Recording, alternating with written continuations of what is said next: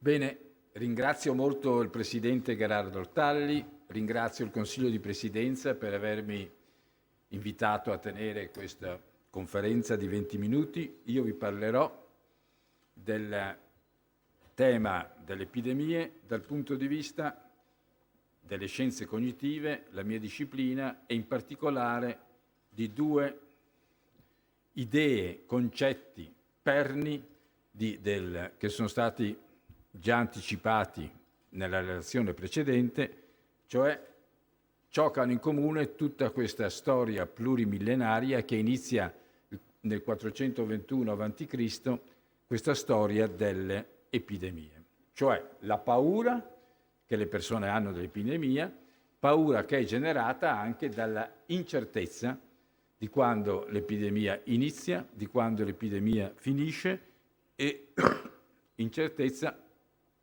di come si può evitarla e curarsi. Se voi prendete la prima descrizione analitica, come è stato detto prima, dell'epidemia della peste ad Atene durante la guerra del Peloponneso, vedete che già al di là di queste due caratteristiche, paura e incertezza, che contraddistinguono 2500 anni di epidemie, vedete che già si confrontano due tipi di spiegazioni. Abbiamo Sofocle che dà una spiegazione ultraterrena dell'arrivo di questa terribile sciagura. E quindi la spiegazione ultraterrena è un segno di Dio, o più precisamente una punizione divina per i comportamenti empi degli uomini. In questo caso si trattava degli ateniesi. Poi abbiamo una spiegazione invece data dallo stesso Tucidide, legata alla corruzione dell'aria o a contagi provenienti dall'Etiopia, che poi ritroveremo nel corso di questi 2000 anni. Nel confronto tra questi due tipi di spiegazione, la spiegazione terrena, in cui la causa è una causa terrena, e la spiegazione invece ultraterrena. La prima, saltando tutta questa ottima analisi, racconto storico di cui mi avvalgo della relazione precedente, la prima teoria implicita e sistematica delle paure l'abbiamo durante il Medioevo. Durante il Medioevo abbiamo avuto molte pesti, epidemie, e gli uomini di Chiesa, che in realtà sono la più grande agenzia mediatica in Europa, si trovano a dover affrontare questi eventi che hanno 4 caratteristiche, le 4 I. Sono eventi improvvisi, sono eventi impressionanti, sono eventi imprevedibili e sono eventi di cui I ignota l'origine, quindi ignoti nell'origine. Queste 4 caratteristiche di questi eventi rendono gli eventi paurosi. Non ci sono solo le pesti, per fortuna.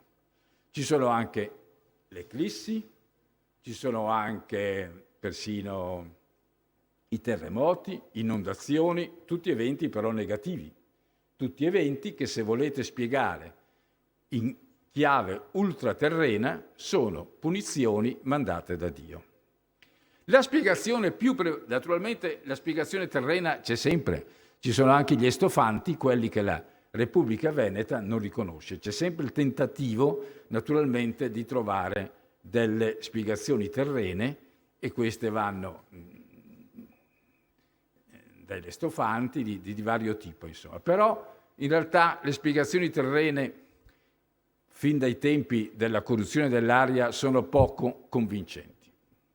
È molto meglio la spiegazione ultraterrena, di cui troviamo una descrizione, un'analisi sistematica nel classico libro di storia di Jean Delumeau, tradotto in italiano dal Mulino, che si intitola La paura in Occidente. È un'analisi dell'uso e della classificazione delle paure che è stato fatto dagli uomini di Chiesa e anche dagli uomini potenti nel corso del Medioevo, e che si può desumere da questa opera monumentale, dalle prediche che venivano fatte, dal tipo di ringraziamenti, è stata citata le chiese che erano di ringraziamento a Venezia, dal tipo poi di prevenzione. A Venezia abbiamo anche esempi di prevenzione, San Rocco di Tintoretto, quindi in questo tipo di approccio esplicativo del perché arrivavano questi eventi che erano improvvisi, imprevedibili, impressionanti e ignoti nell'origine di queste 4 I,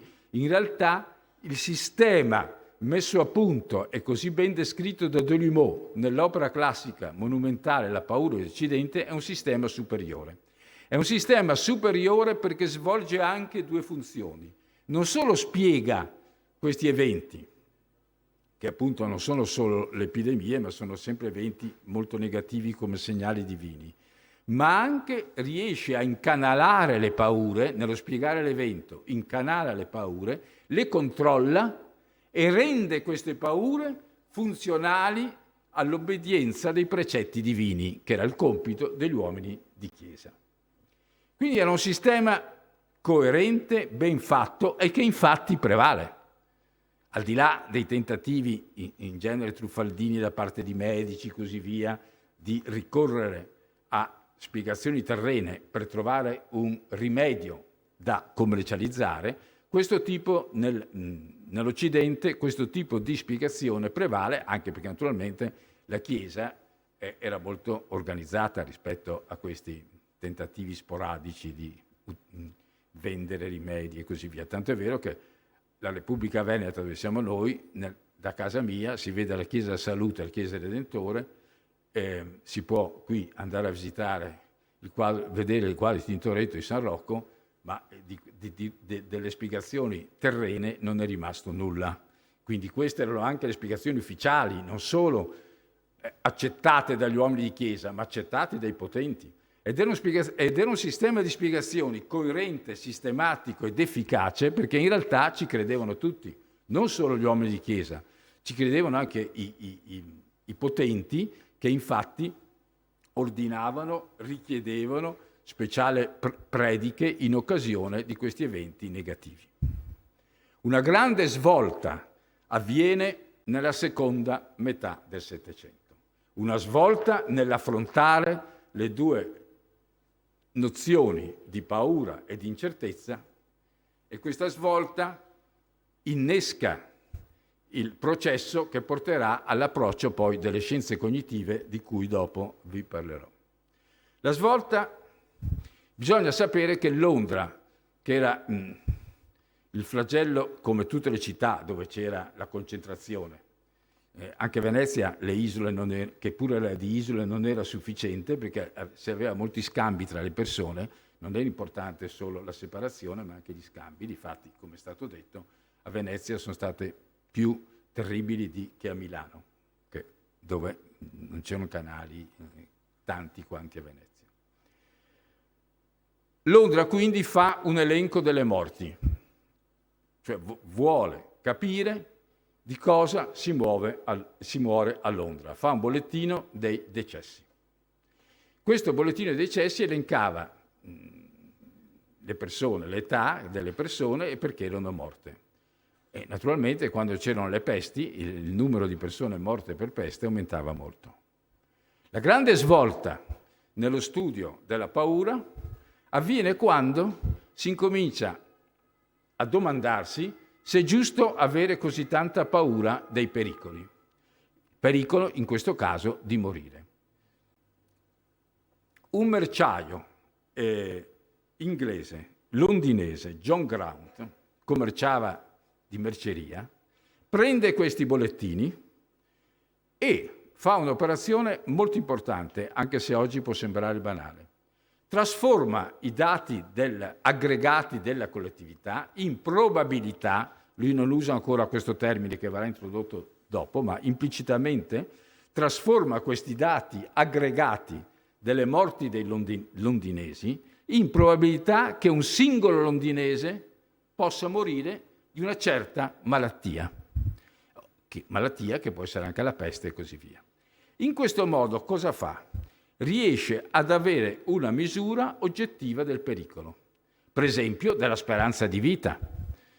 A Londra nel 1620 circa, solo un londinese su 100 arrivava alla mia età, a 78 anni, quindi era molto fortunato. La speranza di vita era molto più corta, la vita media era su circa quella che era sempre stata in fondo, di circa 40-50 anni. E questo poi, vedremo, con il lavoro di Darwin si collega al perché di questa divario tra paura e pericoli che sarà l'oggetto della parte finale della mia conferenza. Quindi noi abbiamo una misura oggettiva delle probabilità di morire di un qualche male e quindi, o anche di non morire di nessun male, ma qui c'erano anche i decessi per vecchiaia, per così dire, in questo elenco, ma loro erano molto interessati naturalmente ai decessi causati da malattie perché speravano di prevenire queste malattie. Questo era lo scopo di questi bollettini.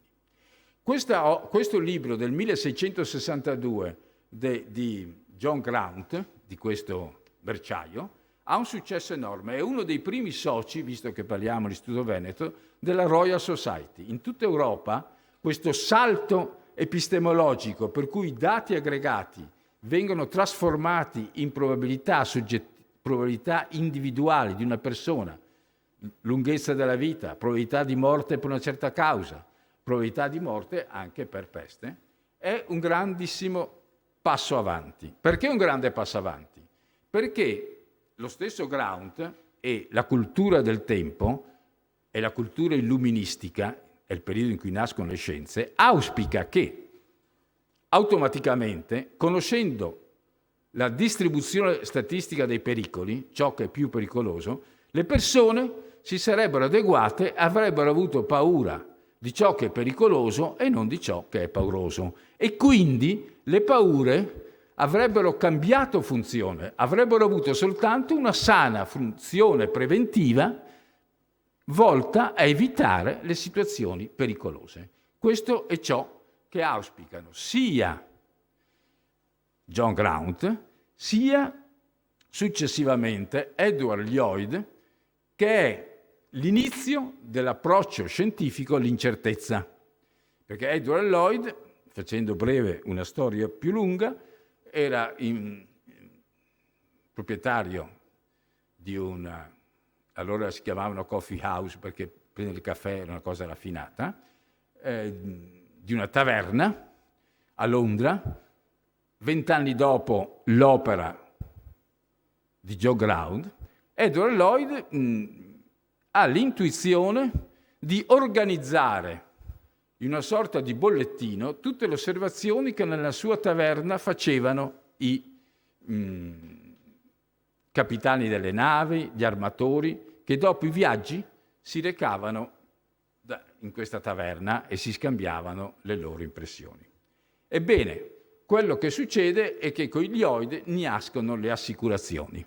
Lui fa un bollettino, poi incomincia a fare osservazioni sistematiche in porti diversi da quello di Londra, cioè porti come Anversa, come Amsterdam, Rotterdam, che erano importanti, e quindi ha una mappa delle rotte più pericolose e dei guai che possono succedere per mare. Poi questo concetto si allarga e nascono così le assicurazioni, che sono anch'esse una misura dei pericoli, in quanto permettono, per esempio un armatore, di diluire il pericolo di un singolo viaggio su molti viaggi, pagando preventivamente quello che gli assicuratori chiamano premio, che per chi paga una punizione, ma così evitando, come nel mercante di Venezia, che se la nave vi va a picco, voi fallite. Quindi pagate l'assicurazione anticipando il pericolo, una piccola quota che evita poi di fronte alla disgrazia.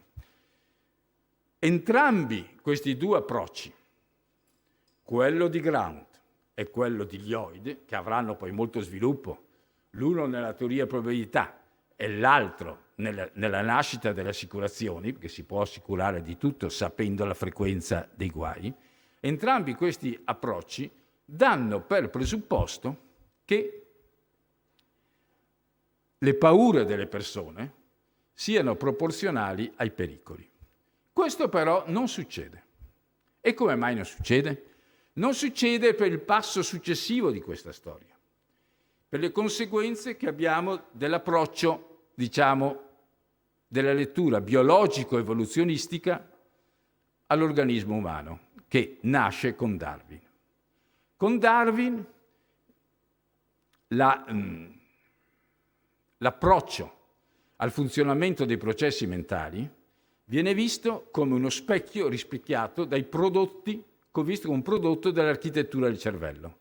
E i tempi dell'evoluzione, tema su cui Darwin si interroga moltissimo, fin dal suo viaggio nel Galapagos, sono tali per cui la selezione sulle variazioni casuali che una certa specie presenta e che poi variazioni che vengono selezionate in funzione della capacità di adattarsi all'ambiente più o meno bene, questo processo di variazioni e di selezione avviene per tempi molto lunghi.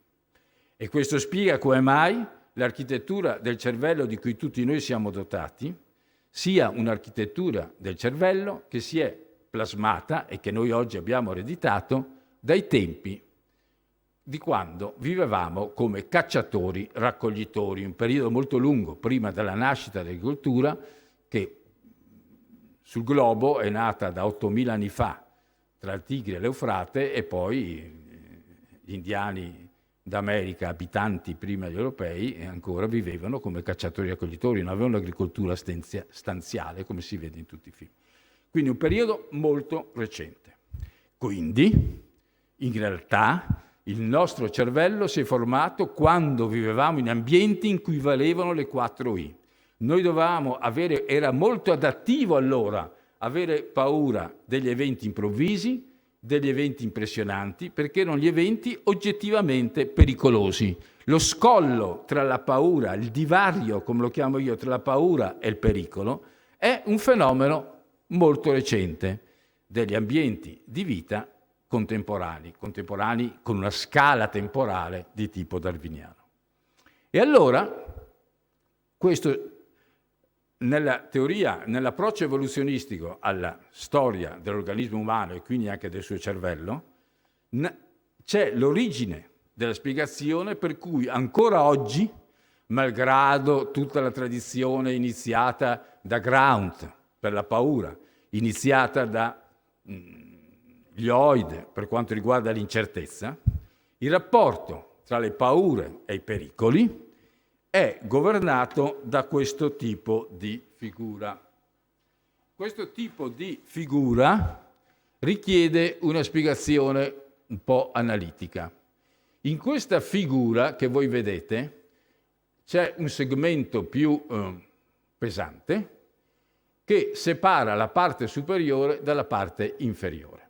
Nella parte inferiore della figura sono rappresentate, mediante l'entità delle aree di quei cerchiotti, quanto grande è un pericolo oggettivo. Quindi il vecchio approccio di Graunt, inaugurato da Graunt. Nella parte superiore, invece, è indicata quanta è l'indignazione pubblica, quanto è l'attenzione, l'indignazione, lo sdegno e quindi, in certo qual modo, il risultato di questi meccanismi che oggi non sono governati più dagli uomini di chiesa, sono governati dai media, dalle discussioni, da tante altre, dalla rete. E qui voi avete quindi, diciamo, sotto i pericoli e sopra le paure. Come funziona questa figura? Questa figura funziona con le 4 I che già gli uomini di chiesa avevano messo a punto: improvvisi, inspiegabili, ignota l'origine e soprattutto eventi impressionanti. Allora noi abbiamo molta più paura di quella che dovremmo avere nella parte sinistra di questa figura, nei cerchiotti che sono nella parte sinistra. E il fatto che noi abbiamo più paura di quella che dovremmo avere è indicato dal divario delle aree. Per esempio, gli incidenti aerei causano meno presi, diciamo, aggregati statisticamente, causano meno morti degli incidenti automobilistici, però sono eventi impressionanti e quindi fanno molta più paura di quanto non faccia paura andare in macchina, che è un processo che è sotto il nostro controllo. E poi, vedete, spostando, un caso limite sono gli attacchi terroristici, e poi spostandovi sulla destra ci sono i pericoli a cui abbiamo fatto il callo, per così dire, e quindi che noi, per esempio, le 2 cause di morte più frequenti, le malattie cardiocircolatorie e i tumori, solo per ora, perché nel 2040 saranno le malattie neurodegenerative a essere la causa maggiore, perché il cervello si è adattato a un ambiente di vita e una durata della vita che quale è stata per decine di migliaia di anni, cioè al massimo 50 anni. Solo nell'ultimo secolo i progressi della medicina, della farmacia, dell'igiene, dei modi di vita fanno sì che il cervello possa, diciamo, scadere prima di quanto non scada il resto del nostro organismo. E quindi vedete che la spiegazione di questa figura risiede alla stessa origine, cioè il cervello. Abbiamo ereditato un cervello la cui architettura era adattiva in un mondo dove non è più adattiva. Naturalmente abbiamo anche i casi in cui abbiamo troppo poca paura. Il caso più evidente è il clima. Il clima è un processo graduale. Come può far paura il fatto che sia salito 1 grado? Il fatto che a Venezia in media qualche millimetro sale la laguna, se prendete. Sono processi graduali, molto pericolosi nei loro effetti, ma poco paurosi. Ecco, dato l'oggetto del nostro incontro oggi, verrebbe da chiedersi dove mettiamo qua la pandemia. Non è facile, perché non abbiamo misure oggettive né del pericolo né misure soggettive della paura. Il fenomeno è ancora in corso, non sappiamo giudicare se le paure sono troppo tante o troppo poche rispetto all'entità del pericolo, perché non sappiamo misurare bene il pericolo. Possiamo però avere degli indizi che ci dicono che in certo qual modo, così come avviene in questa figura, c'è uno scollamento tra le paure collettive e quindi poi individuali e il pericolo oggettivo. Da cosa possiamo desumere questo scollamento? Perché se voi prendeste l'epidemia del coronavirus in Europa semplicemente, nella parte bassa di questa figura, dove c'è il pericolo oggettivo, avete pericoli oggettivi diversissimi. In Germania c'è un pericolo oggettivo che è meno di 1/10 del pericolo della Gran Bretagna. E quindi voi dovreste aspettarvi, secondo l'auspicio illuministico di Graunt del 1662 e poi di tutti gli illuministi che si interrogano su questo nel secolo successivo, dovreste aspettarvi che le paure, in questo disegno, la paura in Germania sia 1/10 della paura in Gran Bretagna. Però oggi l'indignazione pubblica non è e quindi la paura non è governata tanto e soltanto da un'agenzia come era la Chiesa, che gestiva la spiegazione delle paure ultraterrene. Oggi in realtà abbiamo la rete, i giornali, abbiamo i giornali, i media, se ne parla, cioè abbiamo una, come posso dire, la chiamano infodemia, cioè abbiamo una inflazione di informazioni molto superiori. E quindi vedete che se voi andate a vedere quanto se ne parla, e ci sono anche delle misure indirette, la rete e così via, che in Germania si ha una paura e preoccupazione analoga a quella britannica. E può darsi che sia proprio questo che causa questo divario dei dati che oscilla tra 1 e 8. Poi un altro indicatore in questo senso potrebbe venire da come si comporta la gente. Un modo di misurare le paure è desumerle dai comportamenti. Questo è un modo che piace molto agli economisti. Difatti chi ha fatto quella tabella ha preso il premio Nobel dell'economia nel 2002. Gli economisti piace desumere gli stati d'animo interni con i comportamenti delle persone. Se voi accettate questo approccio, vedete che non ci sono stati comportamenti così diversi in realtà nella mobilità per andare sui luoghi di lavoro in questi paesi. Eppure sappiamo che in certi paesi il pericolo era non più grande, era di un altro ordine di grandezza rispetto ad altri. Quindi anche qui questo comportamento indotto da paura non è stato spiegabile con la parte bassa della mia figura di prima, cioè col pericolo oggettivo, ma con la sorta di paura pubblica condivisa e di conseguente indignazione. Naturalmente, per chiudere la mia conferenza, devo dire che così come la Repubblica Veneta cercava di difendersi dai creduloni, non possiamo sperare che il grande, progresso scientifico che è stato fatto e anche concettuale, che ho cercato di riassumere purtroppo molto brevemente, abbia eliminato la creduloneria.